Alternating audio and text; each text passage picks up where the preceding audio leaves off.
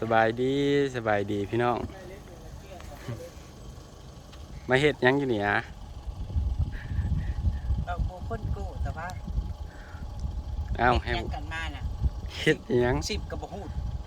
สิบแตกสิบแตกครับสบายดีจ้ะค่ะพ่อกับอมรากากีจ้ะค่ะราชนีแห่งทองทุ่งสาสวยรวยมากมีบารโกโรวีตุกตาบราชไทยช่วยด้วยช่วยด้วยช่วยคนกำลังรถจมพี่น้องรถล้มเจ้าค่ะให้บ่าวแป๊บอันขับของอันไปส่งอยู่โรงเรียนมื้อเช้านี่ผัดบบมาหานี่ผัดบบลงสิเช้าเที่ยวแล้วพ่อใหญ่ไข่สิพ่อยสิดามเฮ็ดโชว์เฮ็ดคุ้มให้เราหัวเถียงเราเจ้าค่ะพุ่นแล้วนั่งของโบกพุ่นแล้วนั่งจุดโอ้โอ้ยเราจะให้อยู่ป่ะพ่อใหญ่ไข่อย่าให้คอยแล้วคอยสิเที่ยวแต่มื้อนี้มื้ออื่นคอยสิบ่เที่ยวแล้วคอยสิโจรแล้วก็ล็อกแก่ไว้ในเฮือนพุ่นมันฝนตกแล้วตกอีกพี่น้องพายุเข้าบ่พอนะคะก็ให้รถอ้ายเพิ่นมาดึงให้เจ้าค่ะรถเพิ่นเป็นรถพ่อวินนะเจ้าค่ะเนาะ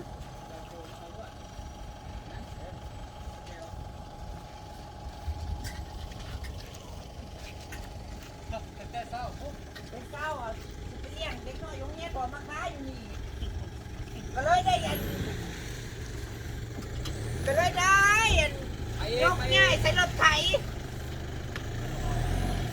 ยกง่ายใช้รถไถคุณแปดเจ้าค่ะ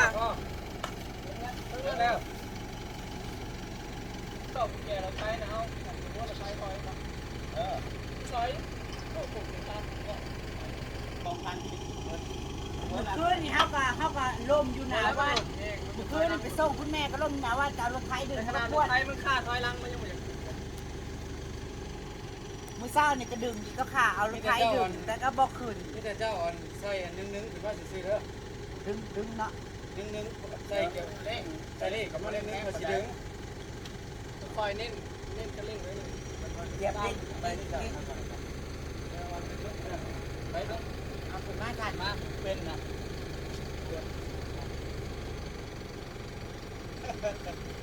เนี่ยเพราะว่าเช้าที่นี่แม่เป็นแล้วเป็นแล้วนะ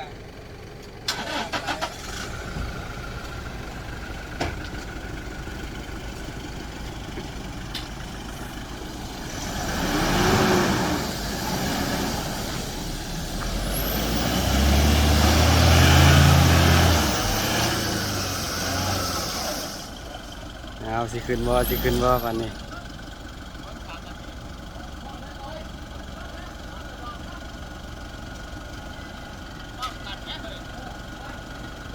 ตอนนี้กำลังดึงขึ้นพี่น้อง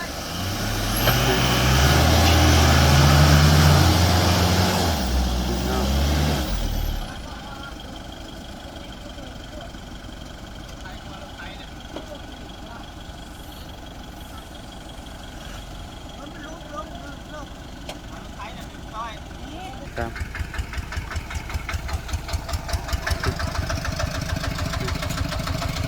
ไปพูดขอป้าพูด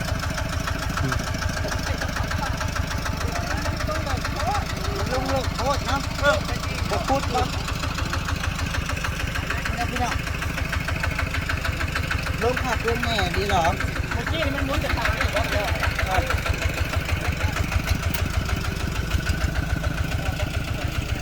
มันลงอีก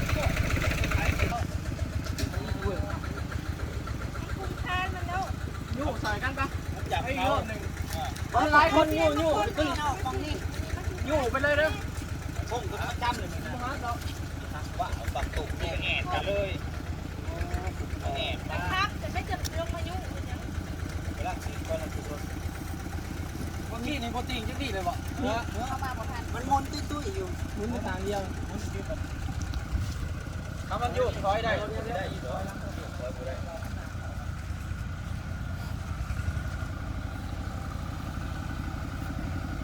รถอะไรยังกับพวกนี้นะมันลงลิฟต์หรือที่ต้องบดีสักคนหรอยังออกมีหน้าเพ ยู่เด้อเป็นเด้อ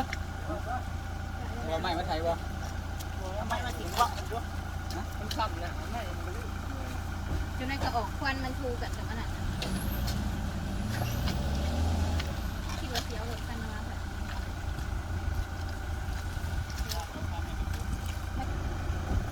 ของด้วย ถ้าเดือดทอดกับบ้าน ยากทอดพ่อบ้านพี่น้องทอดพ่อบ้านมาซอย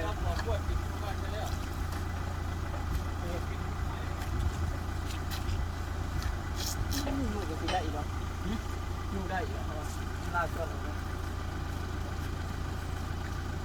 กันได้แม่แค่ว่าเอามันก้อนเขาได้นะเข้าคือเราปีแป้งก้อนเขาน่ะท่านแบบนั้นได้อีกเนาะเนี่ยเฮ้ยแล้วดินลง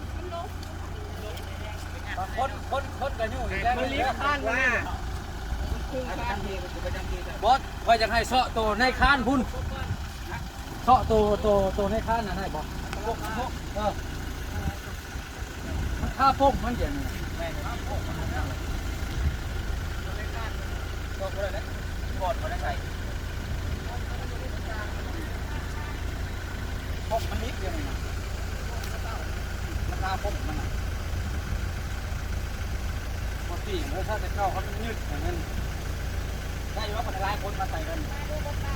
อ๋อได้ไม่ได้หมดพวกมันติดกันก้มนะมันไม่จะดึงครับมันเล่นอย่างนี้บ้านไหนไม่ถูกกล้าครับพอดีโอ้ยมันขาดเต่าตานะมันขาดไปเลยก็ได้ไม่ได้หลายคนเราหลายคนดันหน้าไปได้ไม่ได้มั้งยกแล้วยู่ไปน้ำไปเขาเพิ่งเท้าอีกบานหนึ่งมาประจำทีเอาแล้วมาหยกมายู่ต่อกัน เอา เลย พุ่มหรือสิบไปนี่คะไม่เพื่อนที่ตรงได้อีกนะมันกะจีมีเวลาไอ้ขึ้นราคาแล้วมันยังยืดมาขอมา มันบกเลยอีกเด้ออย่าไปยุ่งจริง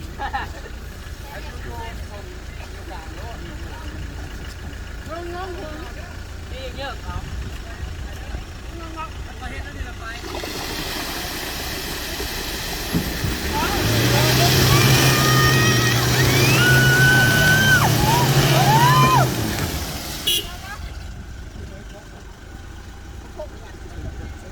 ผู้เรื่องโยมผู้เรื่องประโยมลง โอ้ยมันนักโยกใช่ไหมนะ เขาเวลามันตรงมันกับพ่อหูไหนท่านเขาเกี่ยวคนยังขึ้นเพราะรังบ่ง เอากลางมันพุ่งยกลงมามีแต่มันยกคนหนึ่งยกคนหนึ่งยู่ โอ้พี่ไปท่าทั้งต่างเพื่อน อ้าวยกขึ้นย่อขึ้นยกนี่ย่อนี่พี่ย่อนะเอาอยู่ขอบมันเขาไหนอยู่ขอบเนาะ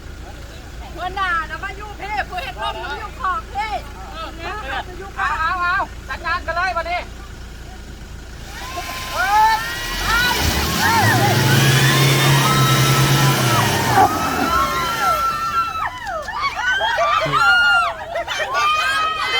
เป็นแล้วมัน วางเท้าปิ้นมาพี่โอ้ยมาปิ้นดิคอยดิ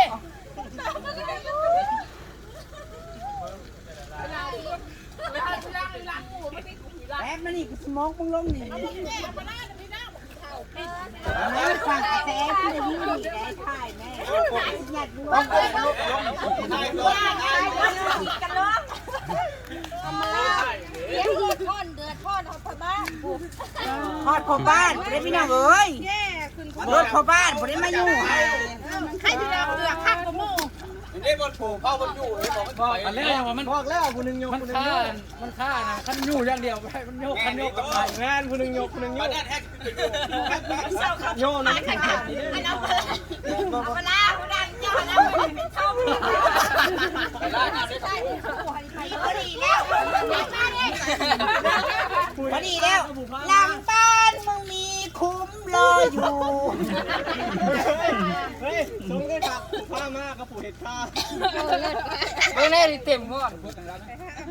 โอ้ยโจรน้ำพายเฮ้ยนับนะผู้คุยดังอีวอลมาเต็มน้องตายทำงานที่เขาย่อยขึ้นเลยนะ ผลงานมึงมันดีมากนี่ คนนี้ยืนกระโดดขึ้นแล้วก็สิไปยุ่งอยู่จังที่ได้ปะ คนไว้แล้วยังตบติ๊ก ไปรอดเบิ้งไปมาขึ้นปูที่กลมที่บึ้มเพิ่นขึ้นวะ ไปน้องสาทำสิออก โอ้ยต้นทวนเลยแหละนั่งสักคืน ไปลงหวย3ตัว นั่น โอ้ยยากเลยเจ็บไข้บ้าเล็กรถพ่อบ้านเจ้าค่ะ เจ็ดมันค่อยออกเก้าเจ็ดมันออก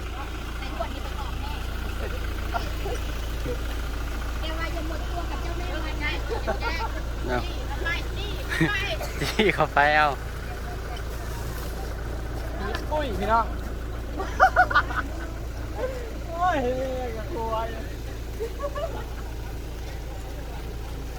น้ำขี้ ย่อทักขากไม่ได้กินต้น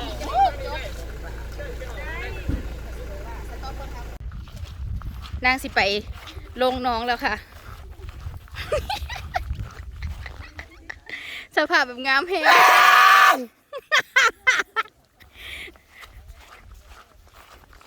แบบนี้เสร็จถูกห้ามากเป็นน้ำพกปอด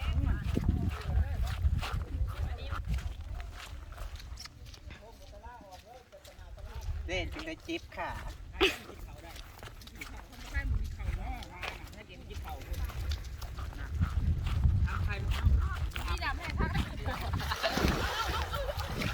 เขายืนว่างนี่จริงๆนี่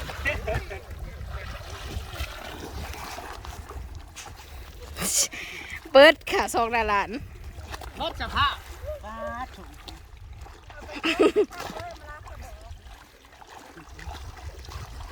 ส่งข่อยก็คือกันในพี่น้องได้เชฟเบิร์เลยอาบตามลำขาว่าสัตว์ มื้อแรงกินสิ้นจุ่ม ผูกทีมงานเพิ่นโอเคนะ พ่อทีมงานคนบ่แม่นทีมงานจะมาเฮแถวนี้ เอาแล้วก็ยู่โลด ทีมงานเจะอยู่ใส่ไม่เห็นจากคนเลยเนาะแป๊บ งานจะมาอยู่รถไฟบ่ เผาเราต่อดิทีมงานเจ้าเมื่อเบิร์ดเดอร์สิบอกให้ มาปัดมือหนีปาก ไม่ใหญ่เจี๊ยบเรามาเดี๋ยวเจ้าเราไปอยู่ใส่ มาบ่ เรามานำเฮาเนาะแป๊บเราขี่รถไทยออกมาหาเจ้าเราไปใส่ อีเท้า มีดจีดีเจ้า ปากกระบอกตาฉันยังสวยมันบ่ ยังเลิศแทะเจ้าใส่ครีมกันน้ำเอียง กันผีคนถาม อย่าว่ากันมันสามน้องกันดอกอีกแล้วโอเคค่ะ บ่ได้จบนะคะบ่ได้ลูกก็อยากกินนมนี่นะ โอ้ยนมหาว ว บัดสิว่าแป๊บเอ้ย เว้าหลายยายหายจ้ะค่ะขอขอบคุณอันพ่อใหญ่บ้านนะคะจนเดือดร้อนชาวบ้านชาวเมือง เดือดฮอนอนพอบ้าน รถค้าน่ะเอารถพอบ้านมาดึงเลิศปะคะ ย้อน เรามาเลยนะเรารถ ไปขับไปจอดให้มันลุบลง คือบทเฮียนค่ะ บาดิกาอย่าเอารถออกมาค่ะ บาดิตอขี่แต่รถจักรแล้วมันเปื่อนแห้ง ใหญ่มันแหงมันนัก แมน สันนี่แหละซื้อนักเจ้าขาวอะไรยายห่างโดยสบายดีเจ้าค่ะ เลขรถเดี๋ยวเอาเด้อพี่น้องหวยไทยนะ เลขรถพอบ้านนะ9แล้วก็73ตัวค่ะ เลขรถได้เงินนะ3007โอเคค่ะลาสบายดีเด้อบ๊ายบายไปส่องน้องใหม่นี่เด้อพี่น้องจ้า ไป บ่าวแป๊บสาววันนะคะ